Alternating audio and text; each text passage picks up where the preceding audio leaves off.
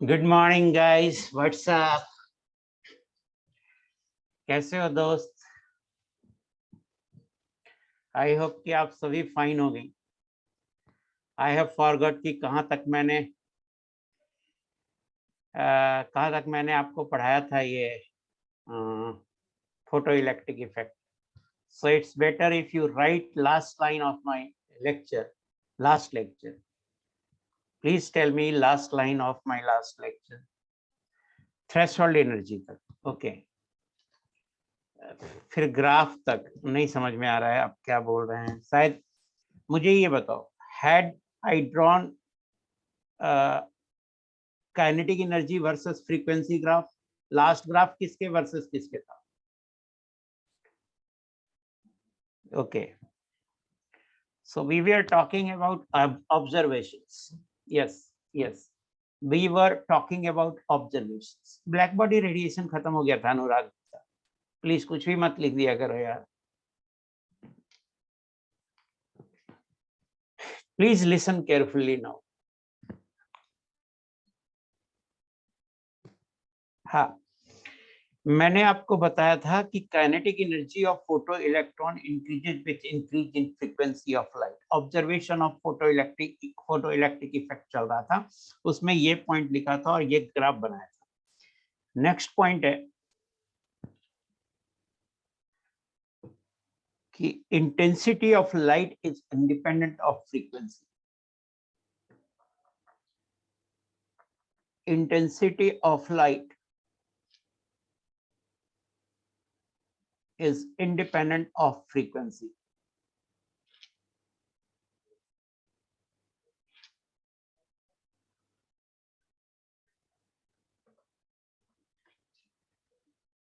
Means अगर मैं एक ग्राफ ड्रॉ करूं वर्सेस इंटेंसिटी एंड फ्रीक्वेंसी का, तो ये graph straight line parallel to X axis आएगा। सवाल उठता है बेटा कि यहाँ पे इंटेंसिटी का मतलब क्या है? तो here intensity means number of photons per second.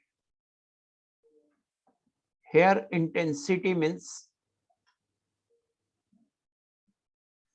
number of photons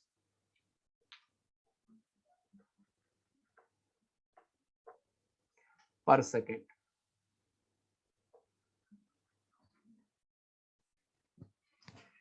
सो यहाँ पे इंटेंसिटी का मतलब है number of photons per second, means एक सेकेंड में कितना फोटोन आएगा, है ना। बट हर फोटोन की जो फ्रीक्वेंसी होगी वो फिक्स होगी। इंटेंसिटी बढ़ाने पर फ्रीक्वेंसी चेंज नहीं होगी, या फ्रीक्वेंसी बढ़ाने पर इंटेंसिटी चेंज नहीं होगी।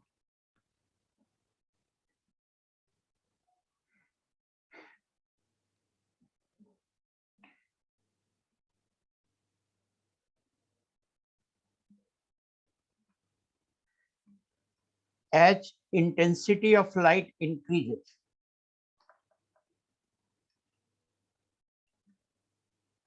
तो होगा क्या? तो देखा गया कि इंटेंसिटी ऑफ लाइट इंक्रीज करता है number of photoelectrons emitted. As intensity of light increases, number of photoelectrons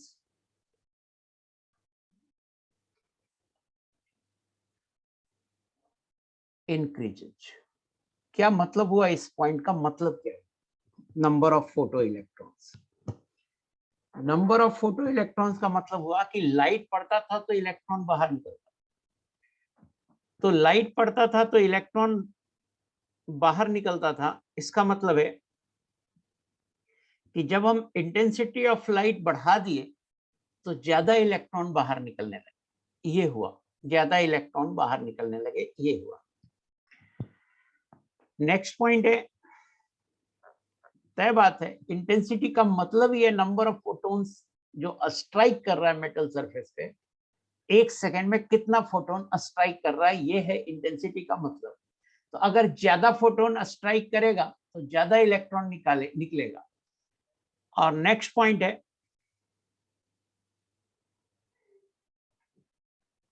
कि one photon is capable of withdrawing a maximum of 1 electron. One photon is capable of ejecting a maximum of 1 electron. One photon is capable of ejecting a maximum of 1 electron. थोड़ा सा मैं background में आ जाऊं। मैं आपको photo electric effect पढ़ा रहा हूं। अब मैं आधा ये इफेक्ट पढ़ा चुका था, क्या होता है, क्या एक्सपेरिमेंटल तरीका है करने का, और इवन ऑब्जर्वेशन के 2-3 पॉइंट लिख चुका था। तो ऐसे बच्चे जो आज पहली बार कट क्लास अटेंड कर रहे हैं, मैं देख रहा हूँ नंबर कुछ डिफरेंट है पहले के रिस्पेक्ट में, अटेंड करने वाले बच्चों की संख्या कुछ अलग है, तो उन्हें थोड़ा दिक्कत हो सकती है। वो आई होप कि वो ये क्लास तब आए होंगे जब मेरी पिछली क्लास जस्ट देखे होंगे। So one photon is capable of ejecting a maximum of 1 electron. इसका मतलब है एक फोटोन या तो एक भी इलेक्ट्रॉन नहीं निकालेगा या मैक्सिमम एक इलेक्ट्रॉन निकालेगा, चाहे फोटोन की एनर्जी कितनी भी हो। ऐसा नहीं होगा कि एक फोटोन से 2 इलेक्ट्रॉन निकल जाएगा, ऐसा नहीं। सो एक फोटोन अगर जाएगा तो उससे या तो इलेक्ट्रॉन नहीं निकलेगा या मैक्सिमम एक इलेक्ट्रॉन निकलेगा। अब देखिए कि Einstein explain photoelectric effect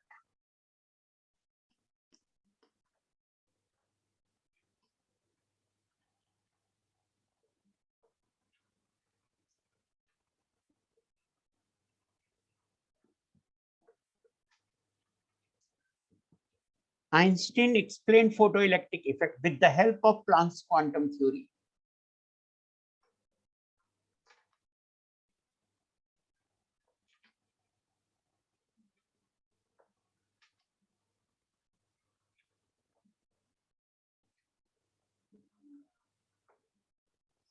And gave following relationship.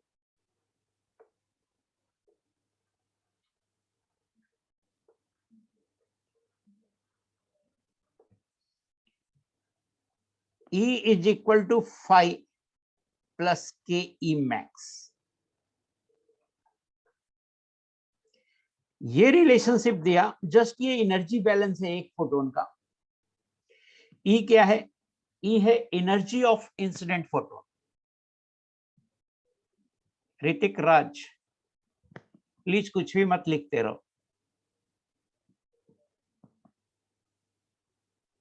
लिख रहा आज पॉइंट 1 से एक्सप्लेन कर दो ना अगेन। क्यों एक्सप्लेन कर दें पॉइंट 1 से? क्यों एक्सप्लेन कर दें पॉइंट 1 से? मेरे पास नोटेड है क्या यहाँ पे? नहीं है ना।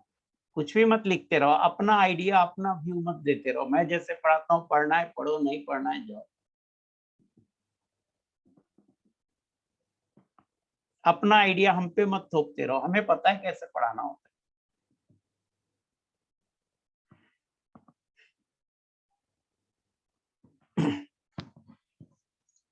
हमेशा तुम टाइप करते रहोगे, कुछ ना कुछ सजेशन हमको देते रहोगे, तो कहाँ से होगा? हमें क्यों सजेशन देते? मैं क्यों, कोई मान लो कि कोई थ्योरी पढ़ा रहा हूँ, उसमें 10 पॉइंट है, मैं 5 पॉइंट पढ़ा चुका हूँ, तो फिर अगली क्लास में फिर मैं पहले पॉइंट से शुरू करूंगा। ये कहाँ का लॉजिक है? कहीं का नहीं। आपको मैं हमेशा बोलता हूं कि अगर मैं कोई क्लास 10 लेक्चर में लेता हूं, तो जब आप मेरे 10वें लेक्चर में आइए तो 1 से 9 रिवाइज करके आइए, 9वें में आइए तो 1 से 8 रिवाइज करके आइए। वो करोगे नहीं और हमको यहाँ पे सजेस्ट करते रहोगे कि ऐसा करोगे तो अच्छा होगा। सर प्लीज अपना यहाँ शांत रहो। ई क्या है? ई है एनर्जी ऑफ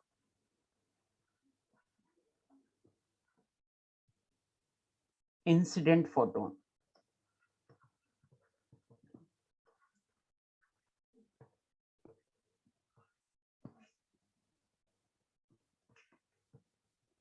ई है एनर्जी ऑफ इंसिडेंट फोटोन। जब मैं पढ़ा रहा हूं तो आप मत सजेस्ट करो, मैं कोई मतलब ऐसा नहीं हूं कि 1 दिन 2 दिन से पढ़ा रहा हूं, 17-18 साल से पढ़ा रहा हूं, तो मुझे पता है बच्चों को क्या चाहिए और क्या नहीं चाहिए। हम बच्चों को खुश करने के लिए नहीं पढ़ाते, हम बच्चे से रिजल्ट के लिए पढ़ाते, बस ये अंतर है।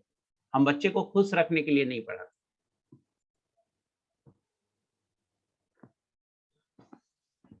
अगर हमारी क्लास में बच्चा मेहनत करके नहीं आता है, नहीं समझ में आएगा, मैं बहुत स्पष्ट बोलता हूँ।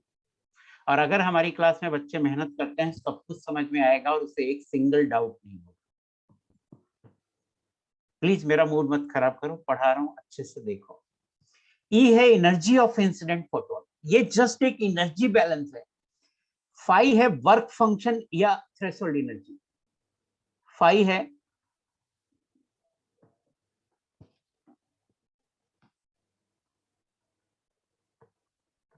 थ्रेशोल्ड एनर्जी या इसी को बोलते हैं वर्क फंक्शन। मुझे बताना थ्रेशोल्ड एनर्जी या वर्क फंक्शन पहले पढ़ाया हूं नहीं पढ़ाया हूं, यस नो में सिर्फ बताना है। Yes, very good. तो थ्रेशोल्ड एनर्जी का ही दूसरा नाम है वर्क फंक्शन। और काइनेटिक एनर्जी मैक्स है, maximum kinetic energy of photo electron, जो इलेक्ट्रॉन निकला। काइनेटिक एनर्जी मैक्स है, maximum kinetic energy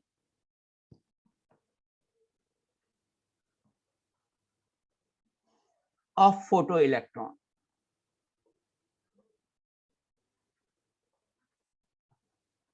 maximum kinetic energy of photo electron. जरा सा देखिए, जस्ट एक फोटोन की एनर्जी का बैलेंस है। जैसे मान लेते हैं यह मेटल सरफेस है, यह एक मेटल सरफेस है, इसका वर्क फंक्शन है फाई, और फाई मान लो कि 2 इलेक्ट्रॉन वोल्ट है। आपने एक फोटोन से स्ट्राइक किया और उस फोटोन की एनर्जी थी मान लो 5 इलेक्ट्रॉन वोल्ट। तो ये 5 इलेक्ट्रॉन वोल्ट का फोटोन इस सरफेस पे आया, यहाँ पे जो इलेक्ट्रॉन था वो 2 इलेक्ट्रॉन वोल्ट से बाहर निकलेगा, तो 5 इलेक्ट्रॉन वोल्ट लिया, 2 इलेक्ट्रॉन वोल्ट इस इलेक्ट्रॉन को जो बाहर निकल रहा है इसको फोटो इलेक्ट्रॉन बोलते हैं। 2 इलेक्ट्रॉन वोल्ट खर्च हो गया बाहर निकलने में, और बाकी का 3 इलेक्ट्रॉन वोल्ट इसकी काइनेटिक एनर्जी हो गई। 3 इलेक्ट्रॉन वोल्ट इसकी काइनेटिक एनर्जी हो गई। तो देखिए दरअसल ये जस्ट एक एनर्जी बैलेंस है एक फोटोन का, कि 5 इलेक्ट्रॉन वोल्ट का एक फोटोन गया, 2 इलेक्ट्रॉन वोल्ट उस इलेक्ट्रॉन को बाहर निकालने में खर्च हो गया, और 3 इलेक्ट्रॉन वोल्ट उसकी काइनेटिक एनर्जी हो गई। और ये मैक्सिमम काइनेटिक एनर्जी है। हो सकता है काइनेटिक एनर्जी इससे कम भी हो, क्योंकि ऐसा हो सकता है कि इलेक्ट्रॉन निकले भी ना, या निकले तो इससे कम काइनेटिक एनर्जी से निकले, ऐसा हो सकता है। पूछोगे सर ऐसा कैसे हो सकता है कि इलेक्ट्रॉन निकले भी ना या निकले तो कम काइनेटिक एनर्जी से निकले? तो ऐसा इसलिए हो सकता है कि मान लो 5 इलेक्ट्रॉन वोल्ट का आपने फोटोन दिया, इलेक्ट्रॉन ने लिया भी, बट लेने के जस्ट बाद वो मान लो कि जब वो बाहर निकल रहा था किसी दूसरे से टकरा गया, किसी दूसरे इलेक्ट्रॉन या किसी दूसरे एटम इनसे टकरा गया, तो ऐसा हो सकता है कि वो सम काइनेटिक एनर्जी दूसरे इलेक्ट्रॉन या दूसरे एटम को ट्रांसफर कर दे और बाहर आए तो कम काइनेटिक एनर्जी से निकले। ऐसा भी हो सकता है कि वो 5 इलेक्ट्रॉन वोल्ट लिया, लेकिन इलेक्ट्रॉन ऐसा समझ सकते हो कि सरफेस पर इलेक्ट्रॉन वाइब्रेट करता रहता है, ऐसे समझ सकते हो। तो जब वो आउटवर्ड मींस बाहर की तरफ वाइब्रेट करता है तब वो बाहर निकलेगा। जब वो इनवर्ड जा रहा होता है, जब वो इनवर्ड अंदर की तरफ वाइब्रेट कर रहा हो, उस समय 5 इलेक्ट्रॉन वोल्ट देंगे तो वो क्या होगा, दूसरे एटम से टकरा जाएगा, और दूसरे एटम से टकराने के बाद बाहर निकलेगा नहीं। तो 5 से ज्यादा एनर्जी, 5 से ज्यादा एनर्जी देने का मतलब ये गारंटी नहीं है कि इलेक्ट्रॉन निकलेगा। 5 मतलब वर्क फंक्शन से ज्यादा एनर्जी का फोटोन देने का मतलब, फिर से बोल रहा हूं मैं, वर्क फंक्शन से ज्यादा एनर्जी का फोटोन देने का मतलब ये नहीं है कि इलेक्ट्रॉन निकलेगा। हाँ, ये गारंटी है कि इलेक्ट्रॉन अगर निकला है तो जो आपने फोटोन सप्लाई किया है उस फोटोन की एनर्जी 5 से ज्यादा है। तो जस्ट यह एक एनर्जी बैलेंस है। फिर से मैं लिख रहा हूं कि E बराबर होगा 5 प्लस के मैक्स।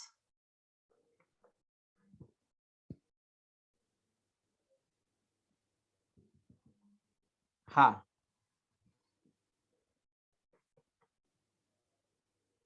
इलेक्ट्रॉन ने अगर 5 जितनी एनर्जी रिसीव की तो निकलेगा ना सर।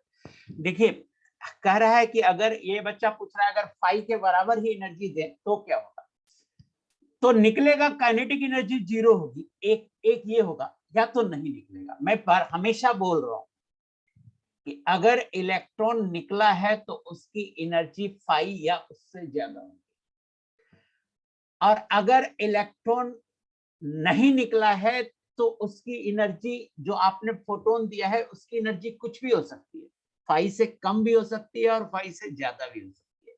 5 से ज्यादा देना गारंटी नहीं करता है कि इलेक्ट्रॉन निकलेगा ही निकलेगा, मैं ये कह रहा हूं। 5 या 5 से ज्यादा देंगे, अगर इलेक्ट्रॉन निकलता है तो उसकी काइनेटिक एनर्जी फोटोन की एनर्जी -5 होगी maximum. So minimum kinetic energy 0 होगी। सो 0 से लेके मैक्सिमम के बीच कोई भी वैल्यू हो सकती है। प्लीज मैं एक बार और मैं बता रहा हूं, यहां से समझ में आ जाएगा। एनर्जी ऑफ इंसिडेंट फोटोन को लिख सकते हैं एच न्यू, जहां पर न्यू है फ्रीक्वेंसी ऑफ फोटोन, ये बराबर होगा H new not, new not है थ्रेशोल्ड फ्रीक्वेंसी, प्लस के ई मैक्स। के ई मैक्स को आप हाफ एम बी स्क्वायर भी लिख सकते हैं। If nu is less than nu naught, this implies electron will not come out, electron will not come out। या इसमें तो गारंटी है इलेक्ट्रॉन नहीं। If nu is equal to nu naught, electron may come out, may come out मैं लिखा हूं, means आ भी सकता है और नहीं भी आ सकता। अगर आएगा तो काइनेटिक एनर्जी 0 होगी। If nu is greater than nu naught, this implies electron may come out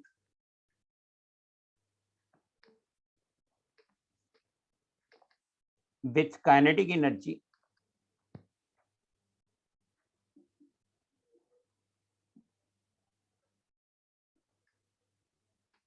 between 0 to Ke max, where Ke max is equal to h nu minus h nu naught।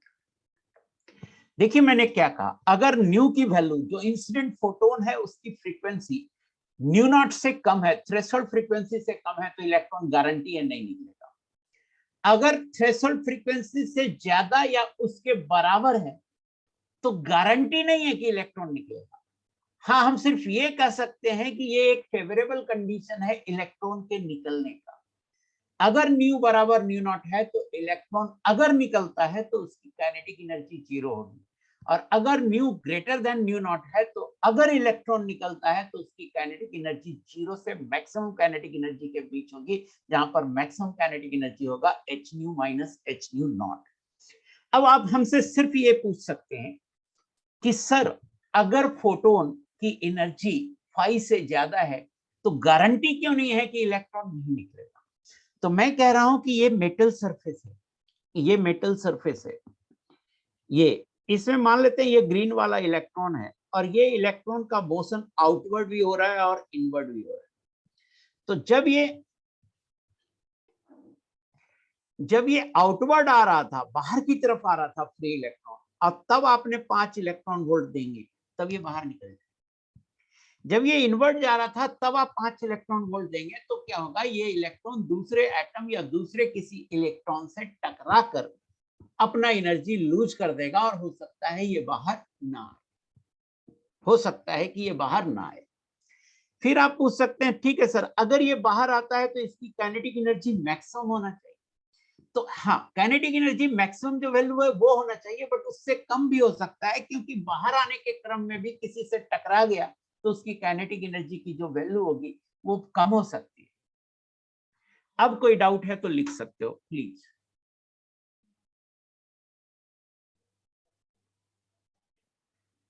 अब कोई doubt है तो लिख सकते हैं, किसी को कोई डाउट है?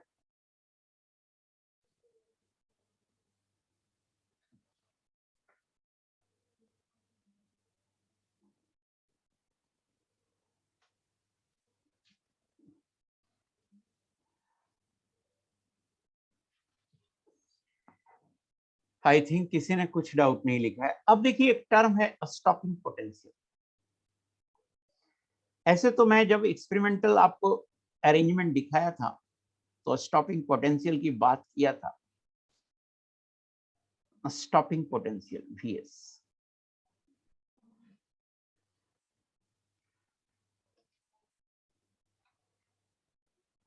minimum potential required to just stop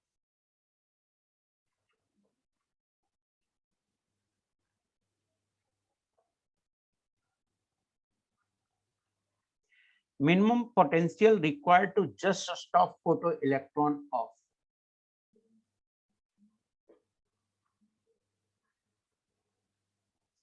Maximum kinetic energy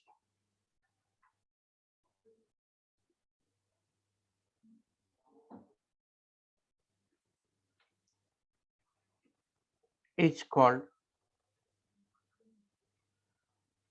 a stopping potential.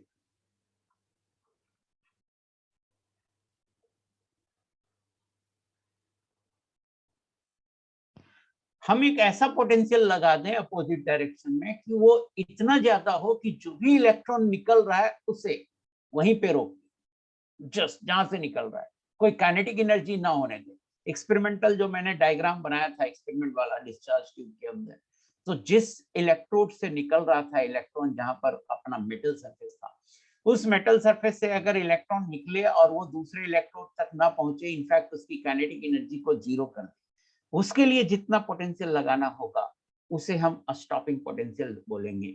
Stopping potential हमेशा आप कैसे निकालेंगे, तो के मैक्स बराबर होगा E इंटू VS।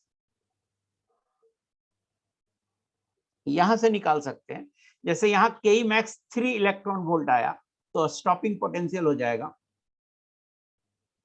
अब बताओ स्टॉपिंग पोटेंशियल कितना हो जाएगा,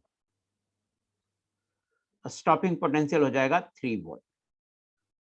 हाँ, तो आई थिंक आपको ये टर्म स्टॉपिंग पोटेंशियल भी आपको समझ में आ गया होगा। अब देखिए क्वेश्चन कर लेते हैं, एक दो क्वेश्चन कर लेते हैं। फोटो इलेक्ट्रिक इफेक्ट पे क्वेश्चन बहुत आसान होते हैं, खाली आप क्वेश्चन को समझना अच्छे से। क्वेश्चन काफी आसान होता है, क्वेश्चन को समझना अच्छे से।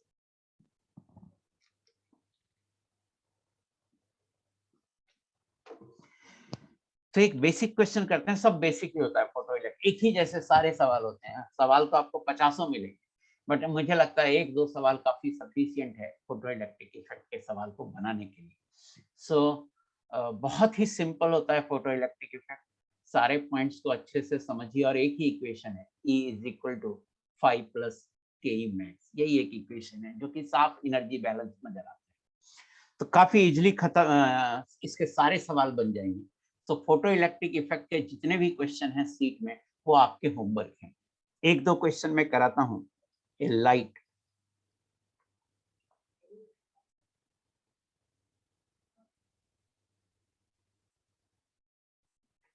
अनुज्ञा आप पूछ रहे हैं फोटो इलेक्ट्रॉन की काइनेटिक एनर्जी जीरो, मतलब काइनेटिक एनर्जी जीरो, हाँ वो रेस्ट पे है। बाकी नीचे क्या लिखे हैं, क्या वो सेटल डाउन होता है, वो मुझे नहीं समझ में आ रहा है। क्या सेटल डाउन करना चाहते हैं वो मुझे नहीं पता।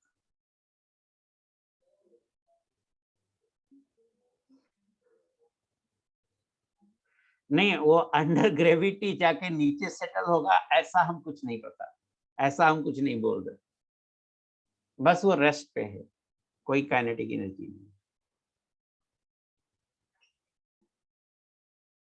ऑफ कोर्स वैक्यूम है, वैक्यूम है तो वहां पर अगर कुछ लग रहा है कोई फोर्स, तो वो ग्रेविटी वाला ही लगेगा, और तो कुछ लगेगा नहीं। तो डेफिनेटली वो नीचे जाके सेटल हो जाएगा, ग्रेविटी लगेगा। नहीं, ग्रेविटी नहीं लगा तो आप ये भी सोच लीजिए कि हवा में लटका रहेगा। ग्रेविटी नहीं होगा तो हम लोग भी हवा में लटकते हैं, इसमें क्या सोचने वाली बात। A light of wavelength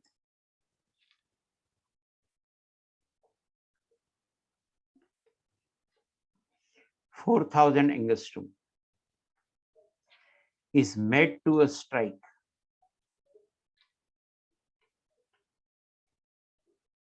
on a metal surface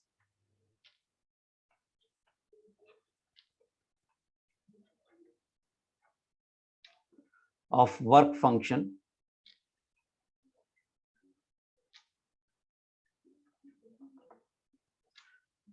2.6 electron volt. Calculate first frequency of incident light.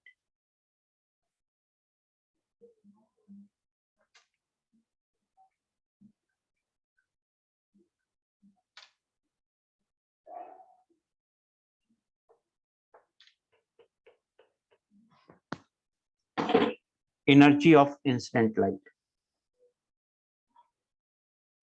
Frequency of incident light.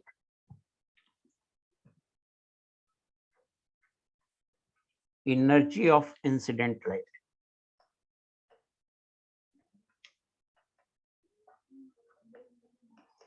In electron volt.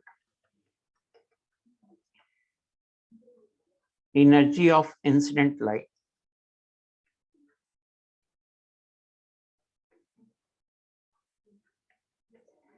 in joule.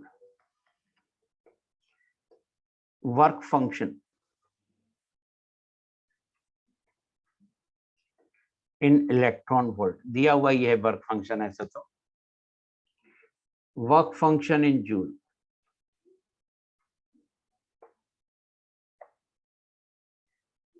Kinetic energy maximum.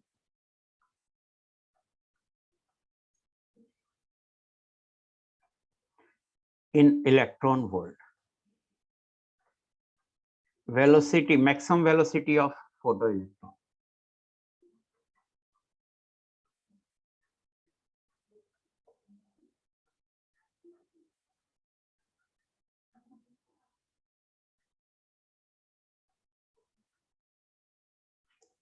Kinetic energy minimum.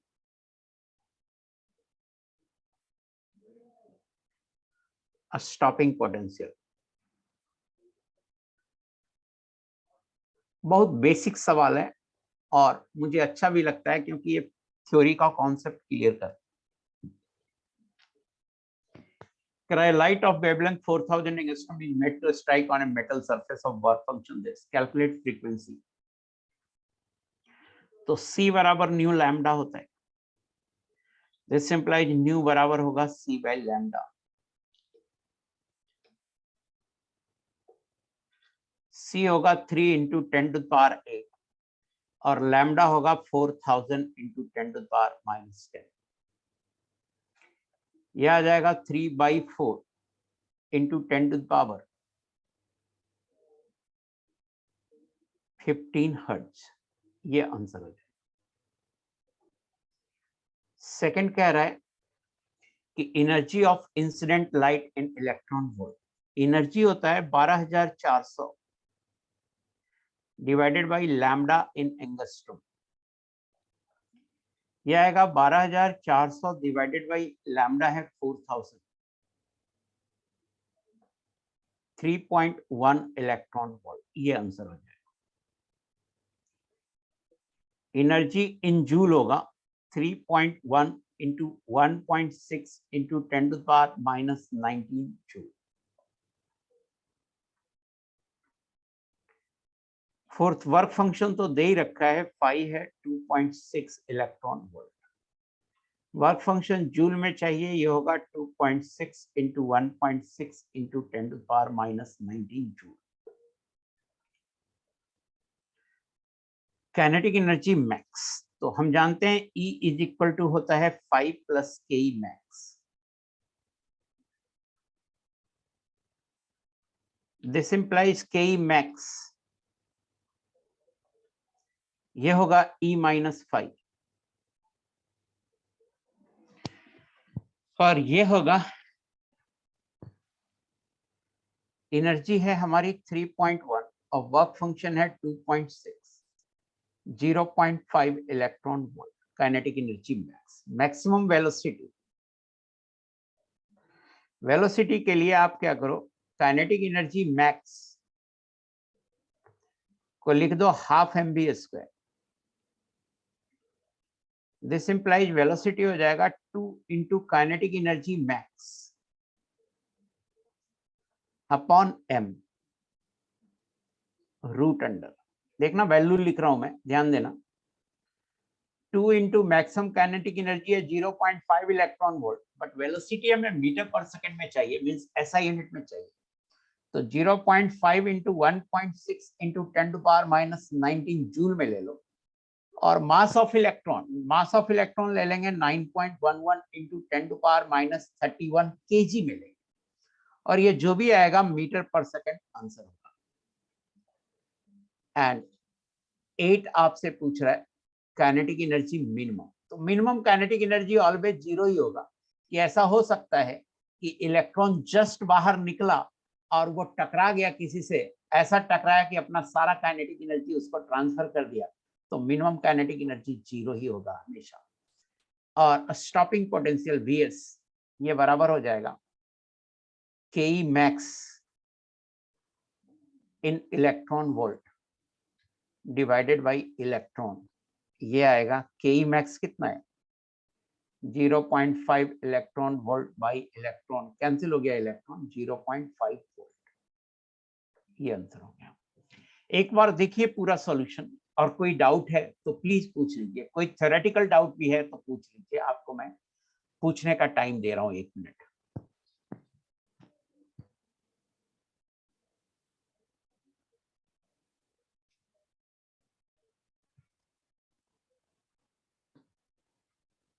Yes, minimum always zero, minimum always zero, ये पूछना चाहते हैं कैसे हुआ। हाँ, जैसे मान लेते हैं कि यहाँ पर क्या था, वर्क फंक्शन था 2.6 इलेक्ट्रॉन वोल्ट, और फोटोन आपने दिया 3.1 इलेक्ट्रॉन वोल्ट। मान लेते हैं फोटोन इलेक्ट्रॉन से टकराया, है ना, उसके बाद इलेक्ट्रॉन जब बाहर आ रहा था तो उसने अपना 0.5 इलेक्ट्रॉन वोल्ट एनर्जी किसी से टकरा के लूज कर दिया, तो इलेक्ट्रॉन बाहर तो आएगा बट उसकी काइनेटिक एनर्जी जीरो हो जाएगी, क्योंकि वो किसी से टकरा कर 0.5 इलेक्ट्रॉन वोल्ट लूज कर दिया।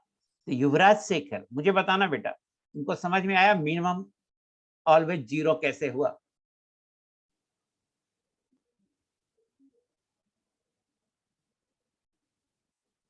हाँ, मतलब जो उसकी मैक्सिमम काइनेटिक एनर्जी है उतना काइनेटिक एनर्जी वो किसी दूसरे इलेक्ट्रॉन या एटम से टकरा करके लूज कर दिया, तो जब वो फाइनली गिरेगा नीचे, अगर ग्रेविटी है तो नीचे गिरेगा, तो उसकी काइनेटिक एनर्जी ऑलमोस्ट जीरो होगी। एक क्वेश्चन और करते हैं, उसके बाद फोटो इलेक्ट्रिक खत्म, फोटो इलेक्ट्रिक इफेक्ट खत्म, और हम शुरू हो जाएंगे बोर मॉडल पे, जो कि काफी काफी पॉपुलर और काफी कन्वेंशनल मॉडल है। Photo electric emission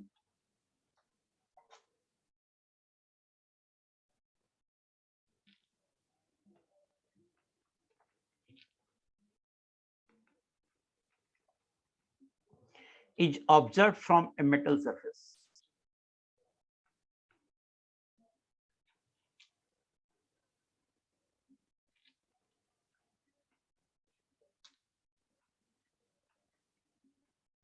Photoelectric emission is observed from a metal surface for frequencies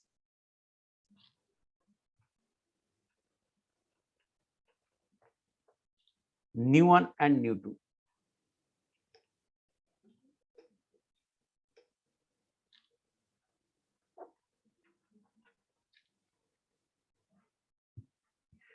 Of the incident radiation.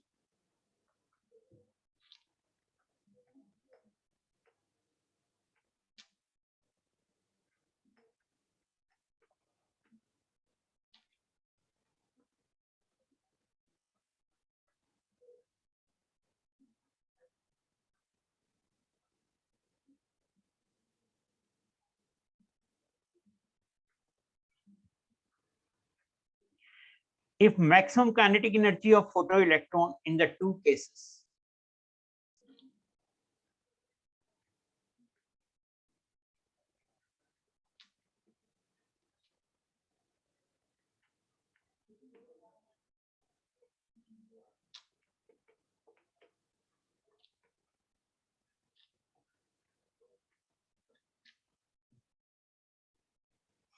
are in the ratio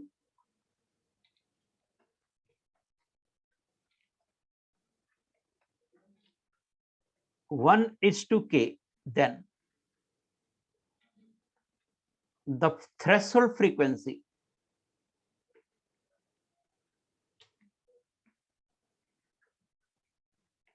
for the metal is given by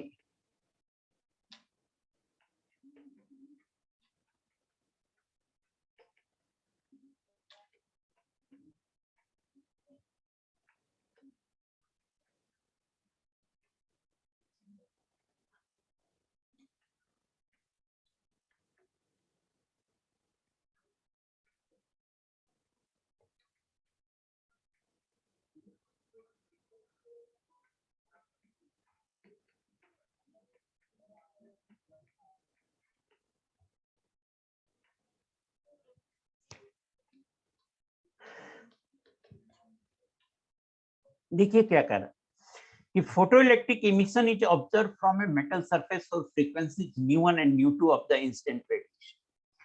तो हम जानते हैं कि E is equal to होता है 5 plus Ke max. तो E हो जाएगा H nu1, ये होगा H nu naught plus Ke max 1, H nu 2, ये होगा H nu naught plus Ke2. सो निकालना क्या है, थ्रेशोल्ड फ्रीक्वेंसी न्यू नॉट निकालना.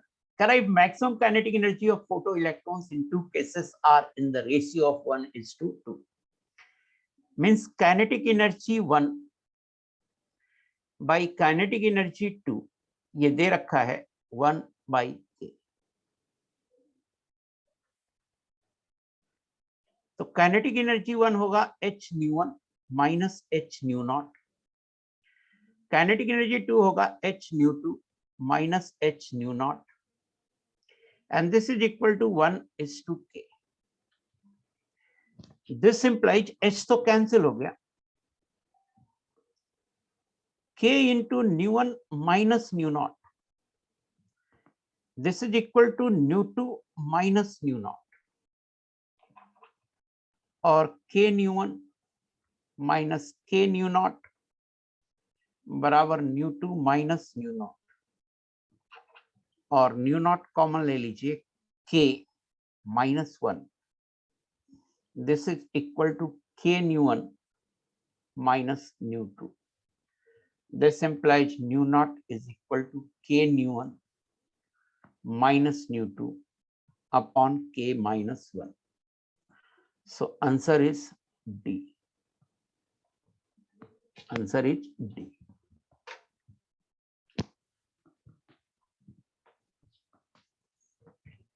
सो यहाँ पे फोटो इलेक्ट्रिक इफेक्ट खत्म होता है. मुझे पता नहीं है कि फोटो इलेक्ट्रिक इफेक्ट के कितने क्वेश्चन हैं, तो फिर भी मैं बोल रहा हूँ कि होमवर्क में आपका S1 और S1 का फोटो इलेक्ट्रिक इफेक्ट, रुक जाओ मैं देख लेता हूँ, रुक जाओ मैं निकालता हूँ, देख लेता हूँ कितने क्वेश्चन है.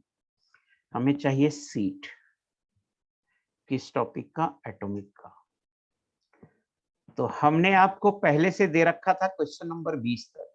तो अब आपका होमवर्क है क्वेश्चन नंबर 21 से 25. क्वेश्चन नंबर 21 से 25 आपका होमवर्क है.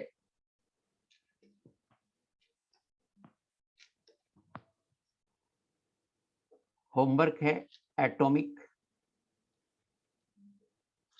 S1, क्वेश्चन नंबर 21 to 25, ये आपका होमवर्क है. और ओवन में भी अब दे देता हूं कुछ सवाल. ओवन में भी, ओवन मैंने शायद नहीं दिया था, अभी दे रहा हूं.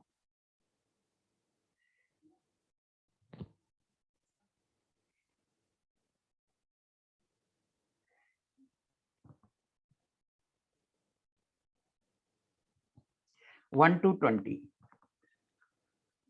ओवन भी ले लीजिए होमवर्क. क्वेश्चन नंबर होगा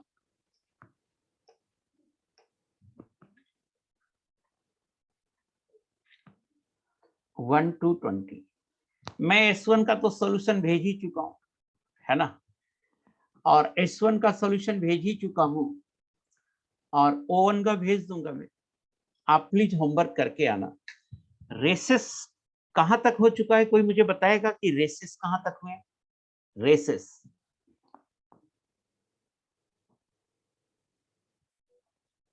प्लीज बताओ, शायद 25 तक हो चुका है, बताना प्लीज कहां तक हो चुके हैं।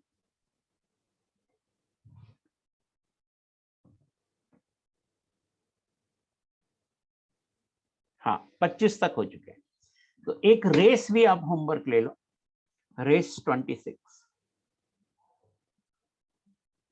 रेस 26, इसका भी सॉल्यूशन मैं आपको कल तक भेज दूंगा। अदिति राजेश दूरे, आप लिख रहे हैं कि क्रिटिकल फ्रीक्वेंसी मींस, अगर ये फोटो इलेक्ट्रिक इफेक्ट के रिस्पेक्ट में है तो थ्रेशोल्ड फ्रीक्वेंसी को ही क्रिटिकल फ्रीक्वेंसी बोलेंगे। अगर आपने जो पूछा है वो फोटो इलेक्ट्रिक इफेक्ट के क्वेश्चन से रिलेटेड है या उस चैप्टर से रिलेटेड है, उस चैप्टर में कहीं लिखा हुआ है, then critical frequency is just threshold frequency.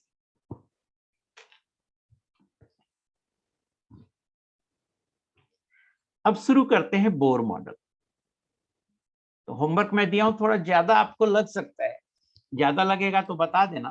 पहले तो मैं S1O1 ही करूंगा, और अगर लगेगा ज्यादा होमवर्क है तो रेस आप छोड़ देना, लेकिन मुझे लगता है ज्यादा नहीं है, इजी क्वेश्चंस हैं शुरुआत में, तो रेस 26 तक आप करके ही हो, थोड़ा मेहनत ज्यादा कीजिए।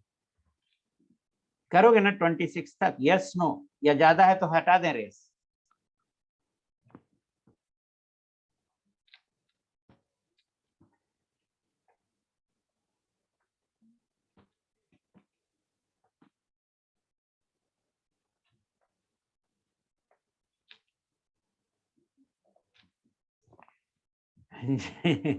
करा हटा दीजिए। एटॉमिक स्ट्रक्चर, एटॉमिक स्ट्रक्चर नहीं, Bohr model, sorry, Bohr model.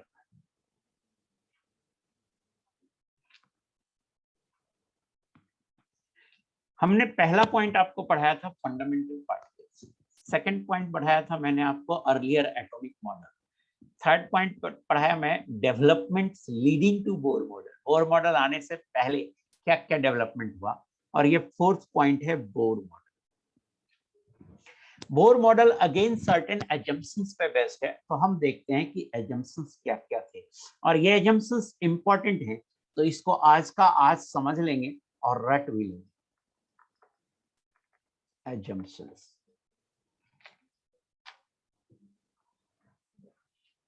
An electron in an atom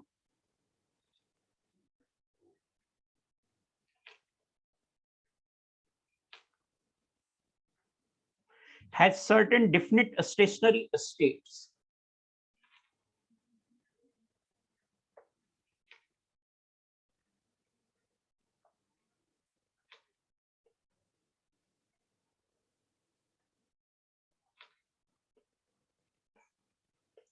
या इसी को बोलते हैं एनर्जी लेवल्स, स्टेशनरी स्टेट को ही बोलते हैं energy levels. An electron in an atom has certain definite stationary states of motion allowed to it.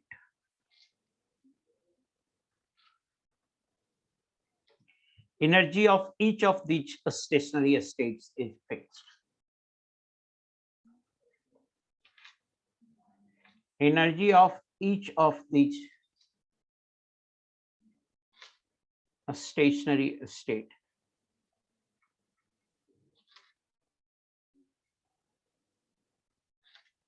is fixed.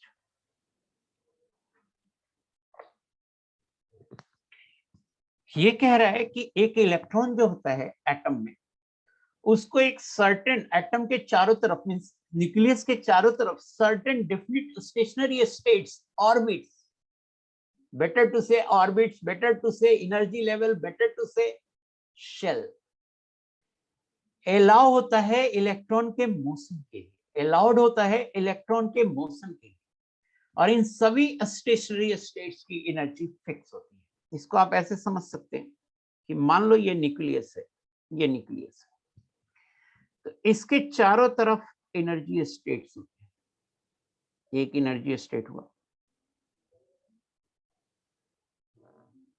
दूसरा energy state हुआ,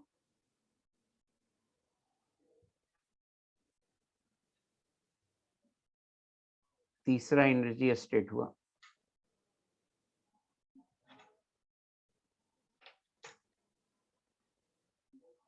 चौथा एनर्जी स्टेट हुआ।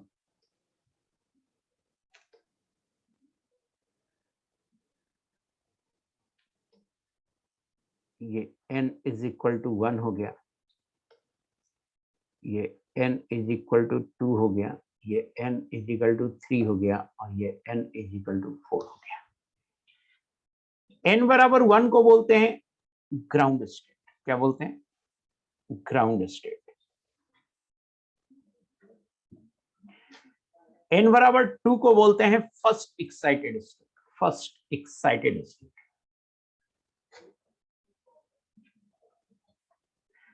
n बराबर 3 को बोलते हैं सेकंड एक्साइटेड स्टेट। n बराबर 4 को बोलते हैं थर्ड एक्साइटेड स्टेट।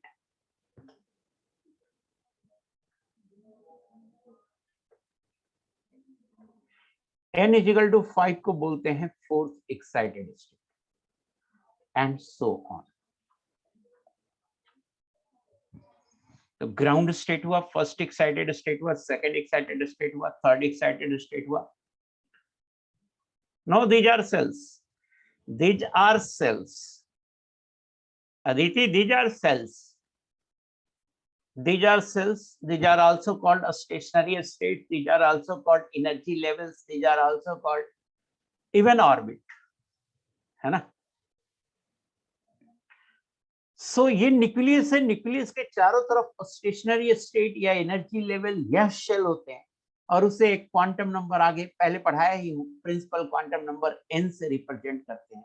n बराबर 1 को बोलेंगे ग्राउंड स्टेट, 2 को बोलेंगे फर्स्ट एक्साइटेड स्टेट, 3 को बोलेंगे second excited state, and so on. Second point देखिए, when an electron revolves in this stationary state, it does not radiate energy. When an electron revolves in these stationary states,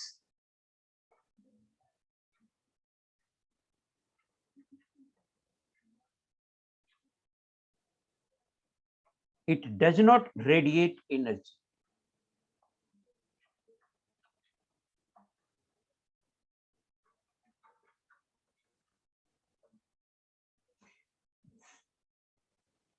But when it jumps from higher energy level to lower energy level,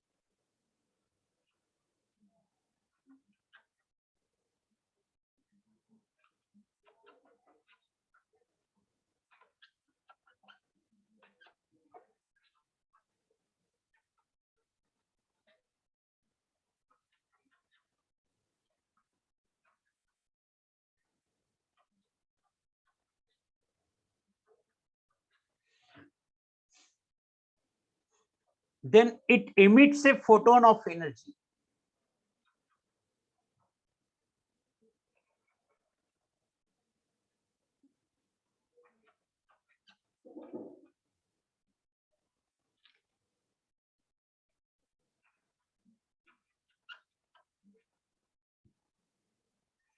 Equal to energy difference between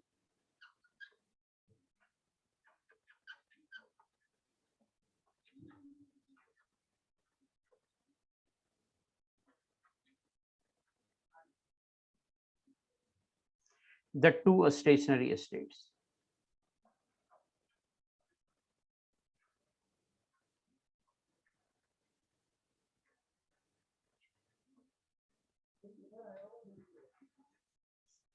इस point को समझते हैं, क्या लिखा मैंने।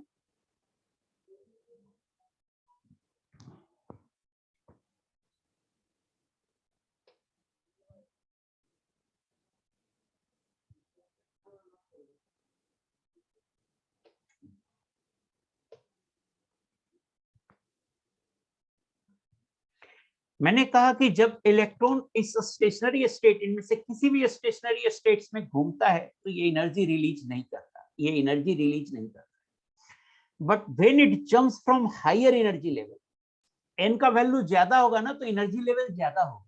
तो higher energy level है ये, मान लो एन बराबर 4, यहां से जंप कर रहा है, यहां से जंप कर रहा है, मान लो एन बराबर 1। मैंने क्या कहा, इस सेकंड स्टेटमेंट को ध्यान से सुनो कि जब इनमें से किसी भी एनर्जी स्टेट्स में इलेक्ट्रॉन घूमता है तो एनर्जी ये रेडिएट नहीं करता है, लेकिन जब ये किसी हायर एनर्जी लेवल होगा n की हाई वैल्यू और लोअर एनर्जी लेवल होगा n की लो वैल्यू। तो जब ये किसी हायर एनर्जी लेवल से लोअर एनर्जी लेवल में आता है, ट्रांजिशन होता है, तो क्या होता है, एक फोटोन यहां से बाहर निकलता है।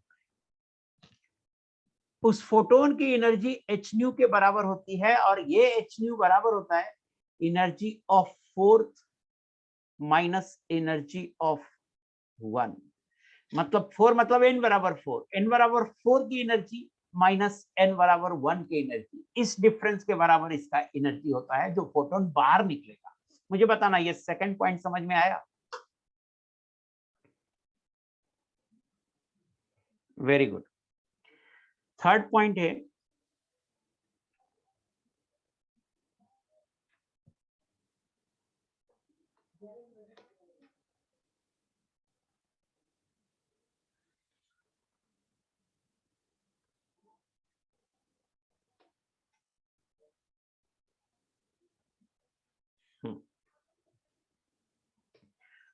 पॉइंट है कि ओनली दो stationery states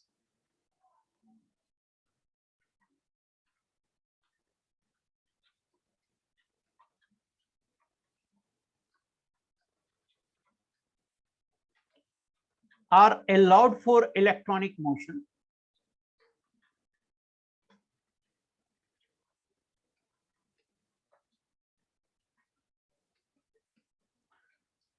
whose angular momentum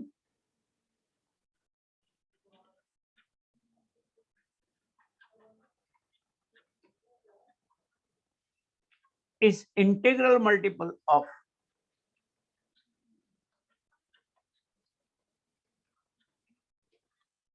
h upon 2 pi। Angular momentum होता क्या है? एंगुलर मोमेंटम होता है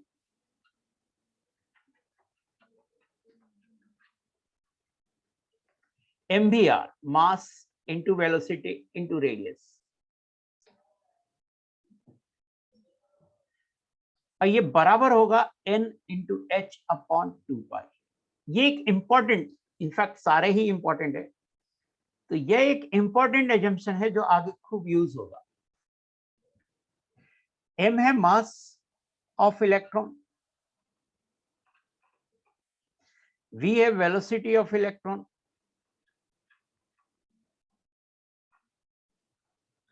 और r है रेडियस ऑफ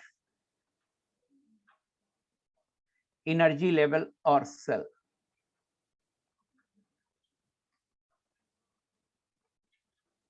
और स्टेशनरी स्टेट।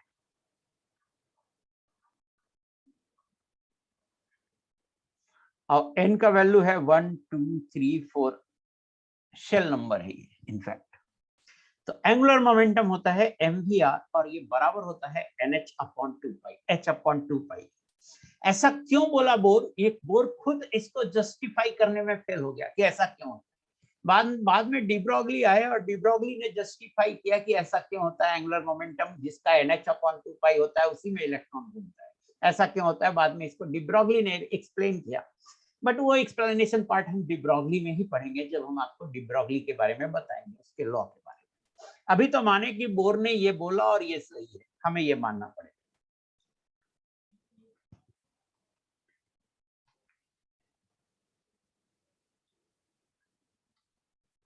फोर्थ पॉइंट में यही लिख रहा हूं कि path of electron in this stationary state is circular.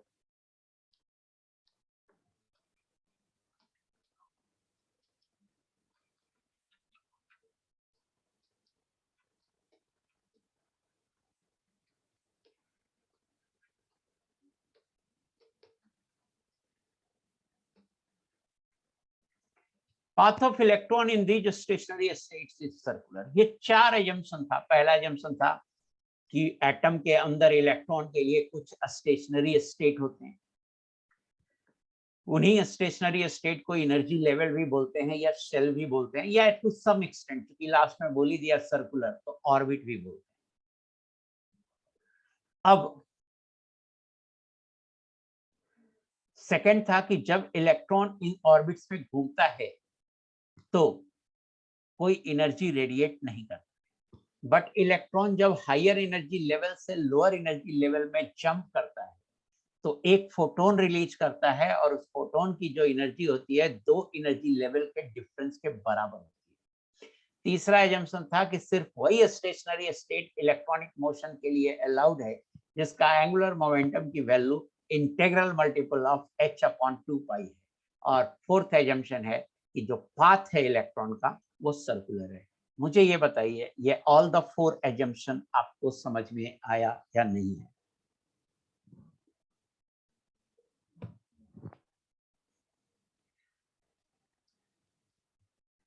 हाँ, दोनों चीजें होगा अदिति।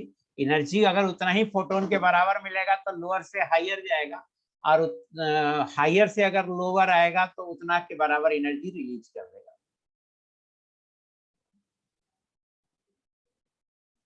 अनुज्ञा सक्सेना, ये जो क्वेश्चन है आपका बेकार का क्वेश्चन है कि इलेक्ट्रॉन एनर्जी रेडिएट क्यों नहीं करता।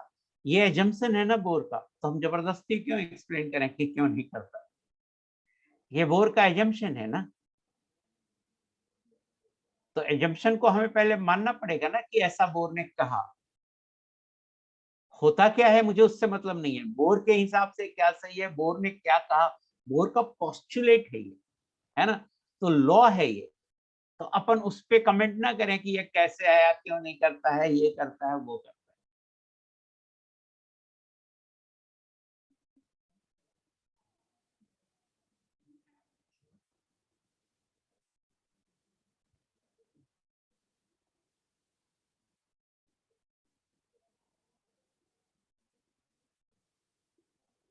नहीं, हायर से लोअर जाने के लिए हमें कुछ एक्सटर्नल फोर्स, नीचे जगह रहेगा, नीचे में इलेक्ट्रॉन के रहने की जगह रहेगा, वो हायर से लोअर आ ही जाएगा, अपने आप आ जाएगा। हाँ, एक ही फोटोन बाहर जाएगा, एक इलेक्ट्रॉन आएगा तो एक ही फोटोन बाहर जाएगा।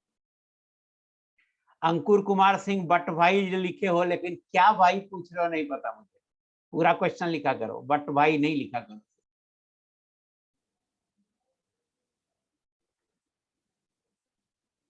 यस, बोर का जो पोस्टुलेट का मतलब क्या होता है, लॉ का मतलब क्या होता है, एजम्पशंस का मतलब क्या होता है, कि जब उन्होंने थ्योरी डेवलप किया तो ये एजम्पशन माना।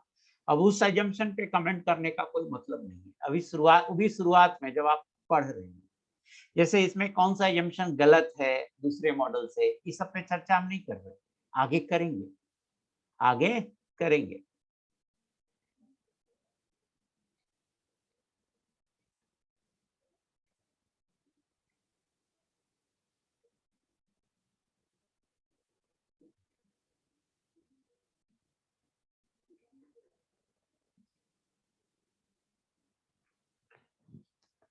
दूसरा क्या है ना, ऐसे भी सोच सकते हैं, बट मैं वो सब बोलना नहीं चाहता, ऐसे भी सोच सकते हैं कि बोर का जो मॉडल है ना उसमें इलेक्ट्रॉन को पार्टिकल की तरह ट्रीट किया है। इलेक्ट्रॉन को किस तरह से ट्रीट किया है, पार्टिकल। बोर के मॉडल में वेव की तरह ट्रीट नहीं किया है। तो अगर पार्टिकल की तरह ट्रीट किया है और अगर ये फिक्स सर्कुलर पाथ में घूम रहा है तो जरूरी नहीं है कि ये एनर्जी रिलीज करे। वहां पर तो पाथ ही स्पाइरल, जहां एनर्जी रिलीज करता था वहां पर पाथ सर्कुलर नहीं होता, वहां पर पाथ स्पाइरल होगा, यहाँ पाथ स्पाइरल नहीं है। तो तय बात है, अगर पाथ स्पाइरल नहीं है, सर्कुलर है, तो एनर्जी रिलीज करने की जरूरत नहीं।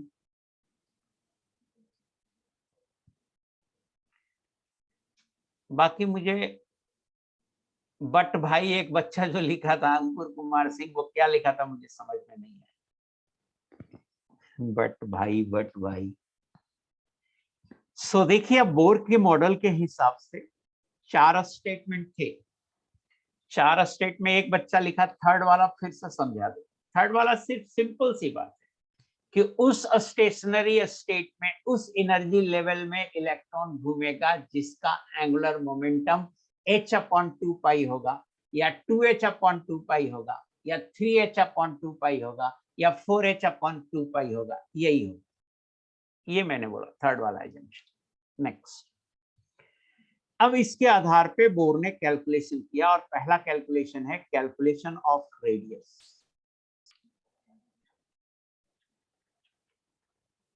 Calculation of radius. काफी इंपॉर्टेंट जगह पे चैप्टर आ गया है। यहाँ से प्रॉब्लम टफ आए जा सकते हैं, आ सकते हैं, और थ्योरी थोड़ा थोड़ा कॉम्प्लेक्स भी होता जाता है। तो यहाँ से आप थोड़ा भी ये नहीं कर सकते कि हमें एक पॉइंट नहीं समझ में आया छोड़ दें, नहीं, हर पॉइंट को समझना है।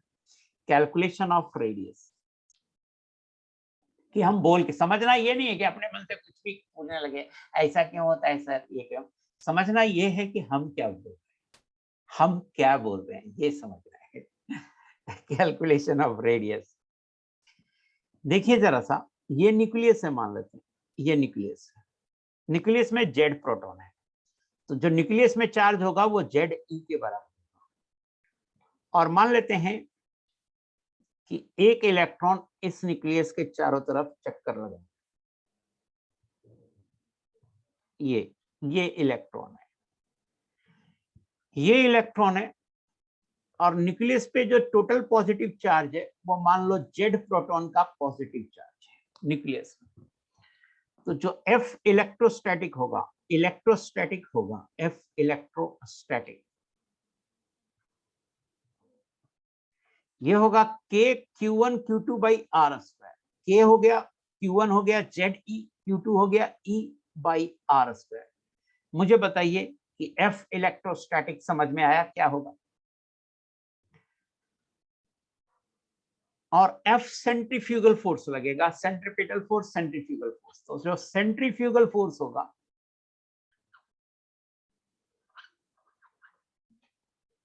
वो होगा mv square by R. I hope कि आपको समझ में आ रहा होगा के क्या है। तो के कांस्टेंट है जिसकी वैल्यू 9 × 10⁻9 होती है SI यूनिट में। जेड ही है न्यूक्लियस में पॉजिटिव चार्ज, ई है इलेक्ट्रॉन का चार्ज, और आर है ये डिस्टेंस, न्यूक्लियस से जिस सेल में घूम रहा है उस सेल का डिस्टेंस है आर, और वी है इलेक्ट्रॉन किस वेलोसिटी से घूम रहा है वो वेलोसिटी। अब देखिए ये नहीं, ये क्या है, फिक्स पाथ में घूम रहा है, तो हम कहेंगे कि ये दोनों फोर्स बैलेंस होगा आपस में। सिंस एफ इलेक्ट्रोस्टैटिक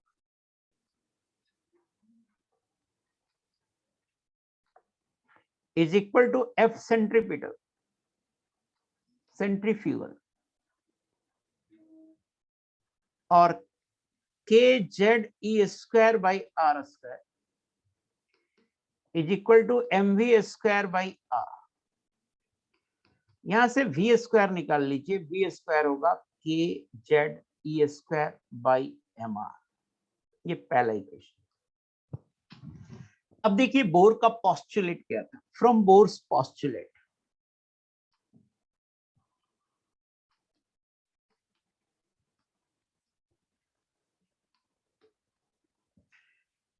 बोर का पोस्टुलेट था कि mvr एंगुलर मोमेंटम, mvr ये होता है NH/2π। तो हम यहां से अगर हम वेलोसिटी निकालें तो ये होगा NH/2πmr,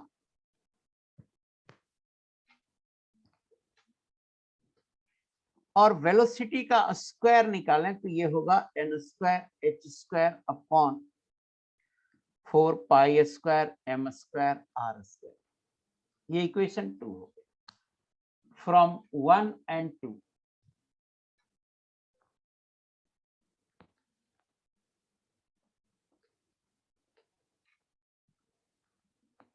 के Z E square by M R ये बराबर होगा n²h²/4π²m²r²। एम आर कैंसिल हो गया और r बराबर होगा n²h²/4π² के जेड ई स्क्वायर, r बराबर होगा n²h²/4π² के जेड ई स्क्वायर m।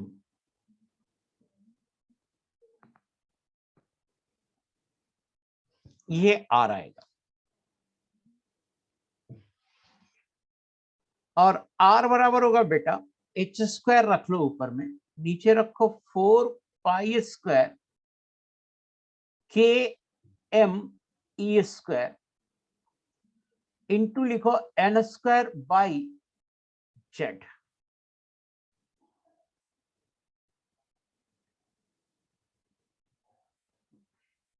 आप देखो ये फॉर्मूला हो गया आर का। आप देखो जरा सा, एन और जेड को छोड़ दो तो बाकी सारी वैल्यू हमें पता है। एच है Planck's constant 6.626 into 10⁻⁻34 joule second, ये पता है। 4 पाई कांस्टेंट है, के का वैल्यू है 9 इंटू 10⁹ न्यूटन मीटर स्क्वायर पर कूलम स्क्वायर। मास होता है 9.11 इंटू 10⁻⁻31 kg और ई होता है 1.6 इंटू 10⁻⁻19 कूलम। सो यहां पे सारा वैल्यू लिख दीजिएगा तो आर का एक वैल्यू आएगा, वो आएगा 0.529 into 10⁻⁻10 n square by Z metre आएगा। इसको हम इस फॉर्म में लिख सकते हैं कि आर बराबर होगा R naught into n square by Z, इसी फॉर्म में यूज करते हैं, वेयर आर नॉट बराबर होगा 0.529 एंगस्ट्रम, 10 का पावर -10 मीटर को ये मीटर लिखा हुआ है, मीटर, ये मीटर लिखा हुआ है। एक बार प्लीज देखिए, हाँ कांस्टेंट से सही, एक बार प्लीज देखिए और मुझे बताइए रेडियस का जो कैलकुलेशन है आर बराबर 0.529 एंगस्ट्रम या 0.529 into n square by Z angstrom आया है, ये समझ में आया कि नहीं? ये आया फाइनली, आर बराबर आया 0.529 n square by Z angstrom, ये फॉर्मूला हो गया फाइनली। तो मुझे बताइएगा कि समझ में आया कि नहीं आया, प्लीज देखिएगा ये डेरिवेशन आपको क्लियर हुआ या नहीं।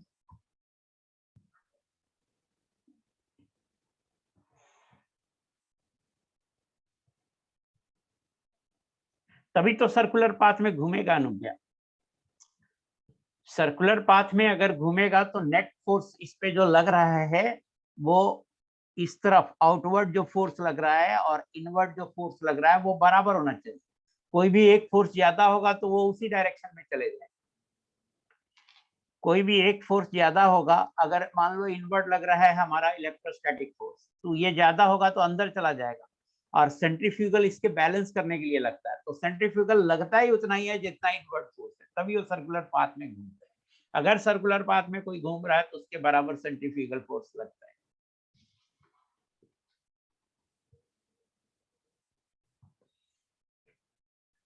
सो आई होप कि आपको ये पूरा कैलकुलेशन समझ में आ गया होगा।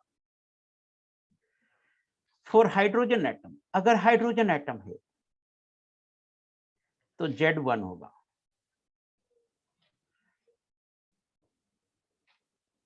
For first orbit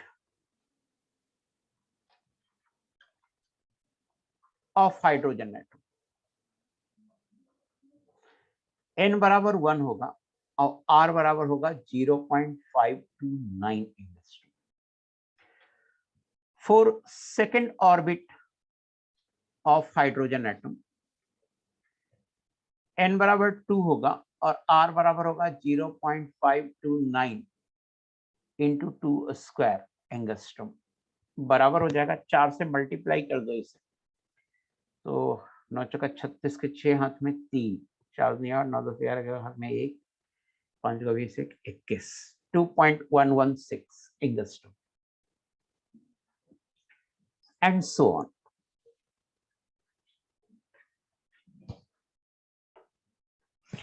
so calculation of radius हो गया। अब देखिए कैलकुलेशन ऑफ वेलोसिटी।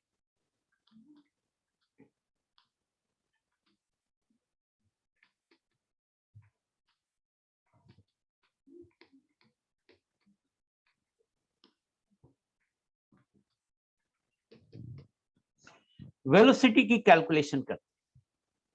तो आप देखो जरा सा प्रीवियस पेज में, v स्क्वायर में r की वैल्यू जस्ट रख देना है आपको, और r की कौन सी वैल्यू, आप इक्वेशन 3 वाली वैल्यू। तो from equation 1 and 3,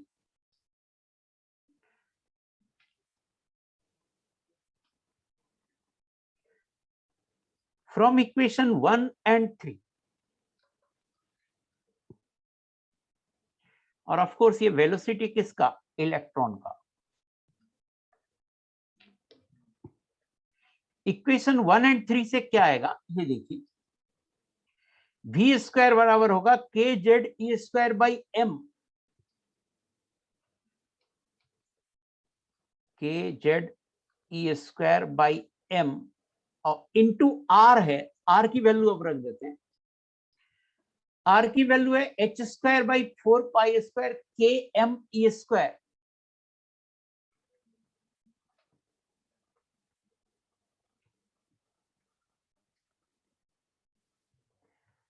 into n square by z, m cancel हो रहा है, और वी स्क्वायर आ रहा है बेटा 4 pi square K square E4 Z square upon H square n square, ये आ रहा है। यहां से v बराबर हो जाएगा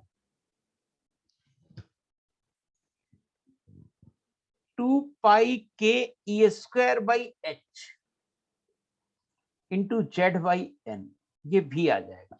इसको आप इक्वेशन 4 कर लीजिए, वेलोसिटी आ गया। हमें जो कांस्टेंट टर्म है जो ब्रैकेट में मैं लिख रहा हूं, ये सारा हमें पता है, तो उन सारे वैल्यूज को रख देंगे तो वेलोसिटी आ जाएगा 2.18 into 10 to power 6 into Z by n, और यूनिट होगा मीटर पर सेकेंड। इसे हम ऐसे भी लिख सकते हैं कि velocity is equal to V naught into Z by n, जहां पे वी नॉट कितना है, वी नॉट है 2.18 into 10 to power 6 metre per second. किसी को वेलोसिटी कैलकुलेशन में दिक्कत है?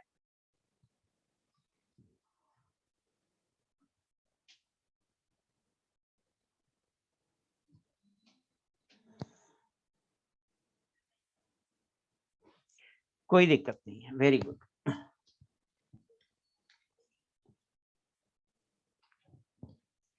सी देखते हैं, calculation of frequency of revolution.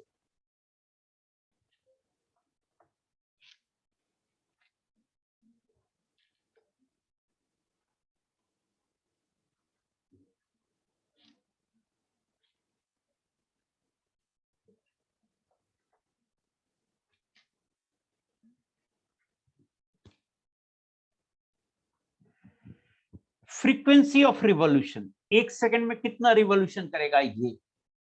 तो देखिए फ्रीक्वेंसी या नंबर ऑफ रिवॉल्यूशन पर सेकंड,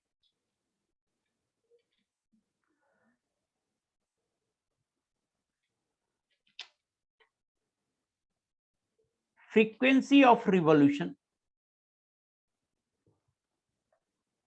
का मतलब हो गया नंबर ऑफ रिवॉल्यूशंस पर सेकंड।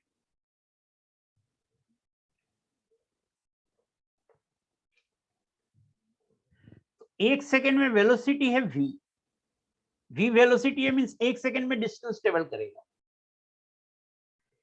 एक सेकंड में डिस्टेंस ट्रेवल करेगा v, और एक रिवॉल्यूशन में डिस्टेंस ट्रेवल होना है 2 पाई r, v by 2 pi r। तो v बाई 2 पाई r हो गया, ये होगा नंबर ऑफ रिवॉल्यूशंस पर सेकंड का formula, v by 2 pi r।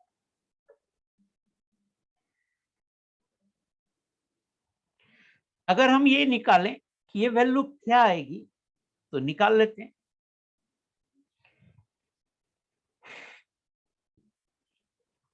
Velocity होता है 2.18 into 10 to power 6 into Z by n into 2 pi, और रेडियस होता है 0.529 into 10⁻⁻10 into n square by Z.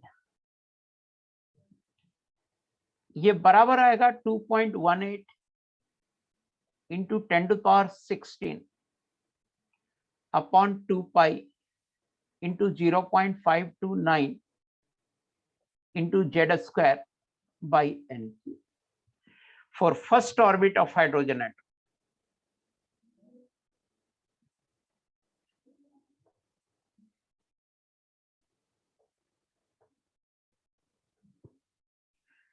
First orbit है तो n बराबर 1 होगा, और हाइड्रोजन एटम है तो z बराबर 1। नंबर ऑफ रिवोल्यूशंस पर सेकेंड होगा या फ्रीक्वेंसी होगा, इसी को फ्रीक्वेंसी बोल रहे हैं।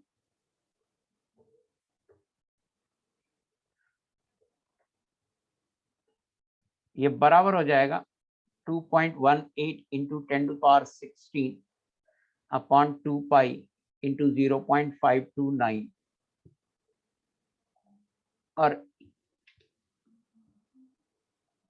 और ये बराबर आएगा, बेटा मैं कैलकुलेट कर लेता हूं,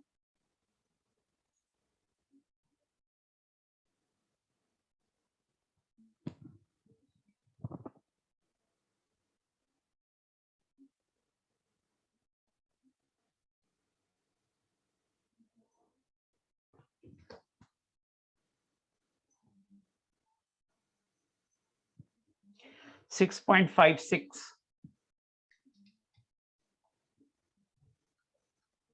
into 10⁻15 revolutions per second.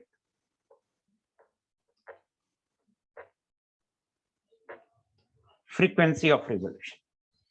Calculation of period for one revolution.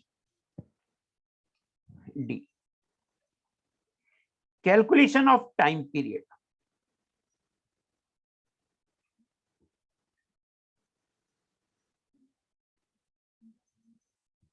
For one revolution.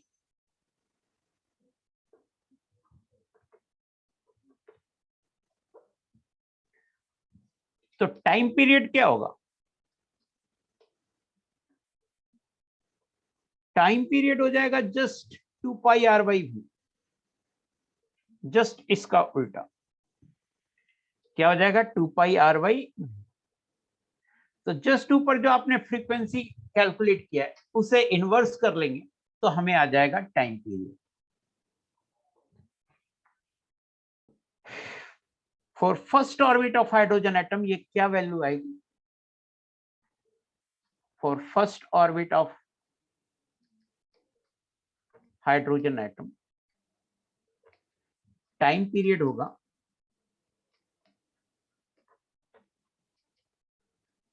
1/6.56 into 10⁻⁻15 second, और ये आएगा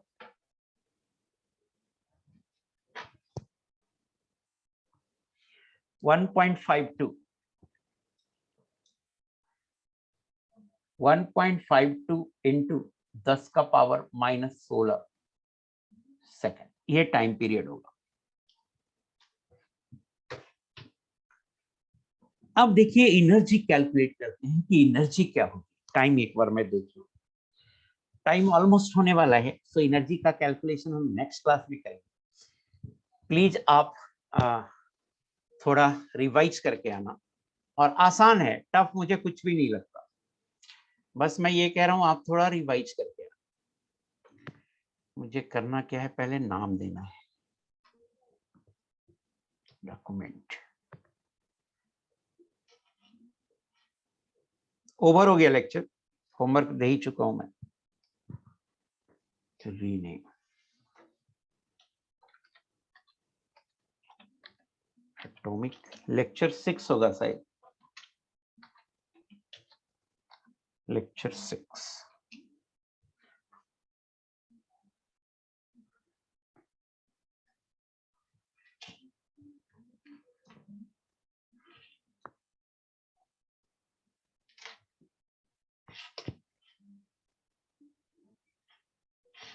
ये क्या हो रहा है?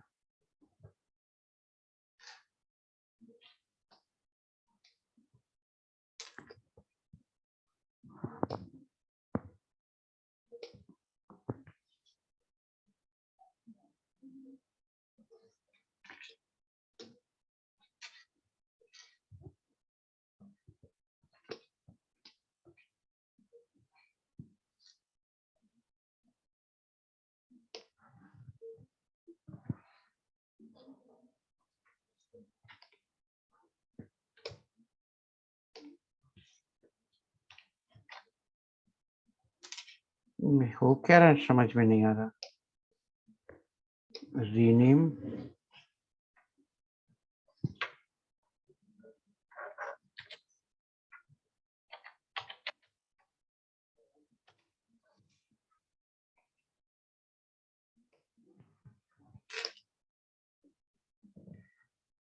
Open in board.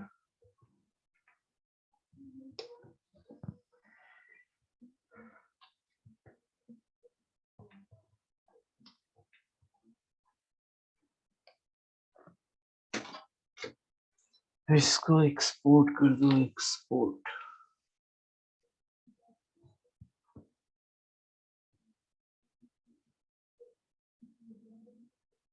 ऋतिक राज कौन सा पॉइंट सी बोल रहे हो? सी तो कोई पॉइंट हमने लिखा नहीं।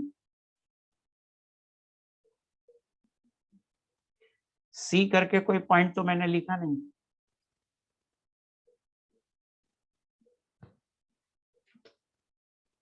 क्या पूछना चाहते हो पता ही नहीं चलता आधे टाइम।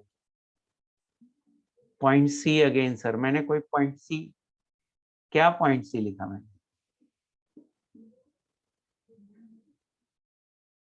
क्या पॉइंट सी में क्या था बताओ?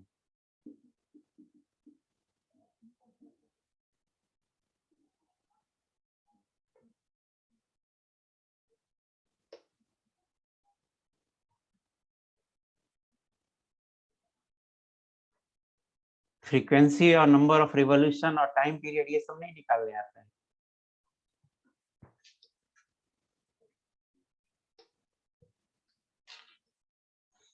फ्रीक्वेंसी ऑफ रिवॉल्यूशन, 1 सेकेंड में कितना चक्कर लगाएगा? पता नहीं यार कहां से आ गए हो, हमें समझ में नहीं आता है। ये सर्किल है, ये सर्किल है, इसका रेडियस आर है, इसका रेडियस आर है।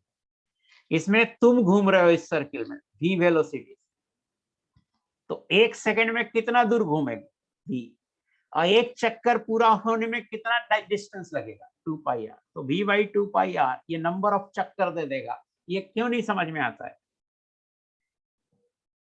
नंबर ऑफ चक्कर ऐसे निकलेगा, ये पॉइंट क्यों नहीं समझ में आता है? चक्कर निकाल रहे हैं कि एक सेकंड में कितना चक्कर लगाएगा, तो 1 सेकंड में भी डिस्टेंस जाएगा और एक चक्कर पूरा होता है 2πr पे, तो कितना चक्कर लगाएगा क्यों नहीं निकाल पा रहे हो? ये तो 5वें 6ठे को बच्चा करेंगे यार, तुम क्यों नहीं कर पा रहे हो ऋतिक राज? मेरी समझ से बाहर है।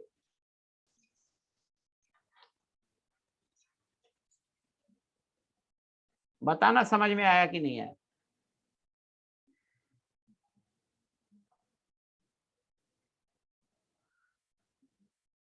अब लिखेगा ही नहीं।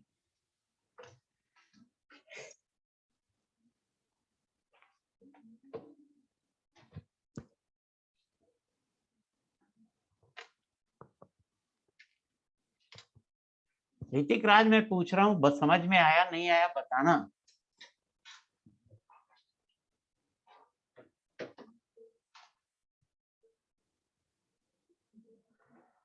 तो लिख के भाग गया।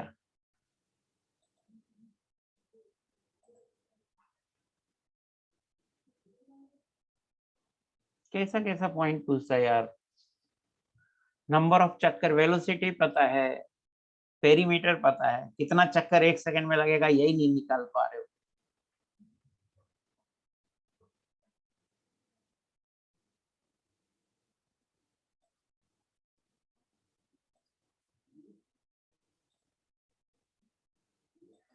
चलो कोई नहीं, मुझे करना क्या है, मुझे अपलोड करना है। Bye everyone. ध्यान ही नहीं देता है, कुछ नहीं, कुछ का कुछ बीच बीच में पूछ देता है, कुछ लगता है कि अरे कुछ है, लो चलो पूछ देते हैं। मजे लेने के लिए।